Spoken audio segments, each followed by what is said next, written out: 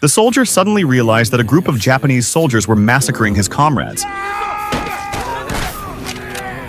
His only choice as a medic was to hide. Just when he was preparing to die with the Japanese soldiers, he suddenly heard a cry for help. He discovered a fellow soldier still alive nearby and immediately crawled over to him. To avoid detection by the enemy, he first buried his comrade in the sand. As the enemy drew closer and closer, he had no choice but to cover himself with a corpse. Fortunately, the enemies didn't discover them, passing one by one right past them. But suddenly, a Japanese soldier turned around and viciously stabbed him with his bayonet. He was terrified out of his wits. After the enemy moved on, he quickly checked his body. Luckily, he was completely unharmed. Then, he dug out the sand and pulled his comrade out. He wanted to become a medic because, when he was a child, he and his brother fought, and he picked up a brick and hit his brother on the head, leaving him unconscious for a long time. Looking at his brother's scars, he felt deep guilt. From that moment on, he swore never to hurt anyone again. Because of this vow, he chose to join the army as a medic. When he saw his fellow soldier still alive nearby, he charged forward without hesitation, but unfortunately, the enemy spotted him. He immediately ran into a tunnel, but the Japanese threw a grenade in after him. He quickly found cover and rushed into the dark, narrow tunnel. Suddenly, two enemies passed right in front of him. There, he discovered a wounded Japanese soldier, but Doss didn't kill him. Instead, he bandaged the enemy soldier's wounds. The Japanese soldier stared at him in disbelief. As darkness fell, Doss crawled out of the tunnel and continued searching for other surviving soldiers. Despite being utterly exhausted, he rescued people again and again on the brink of death, even including enemy soldiers. He prayed constantly, "God, please let me save just one more." His legs trembled uncontrollably, but he never gave up. The rough rope cut into his hands, yet he pulled wounded soldier after wounded soldier up from the cliff. No one knew where these injured men came from. All they knew was that some madman was desperately saving lives on the battlefield. Officers watched in disbelief. He asked in asking, "Who is that crazy guy?"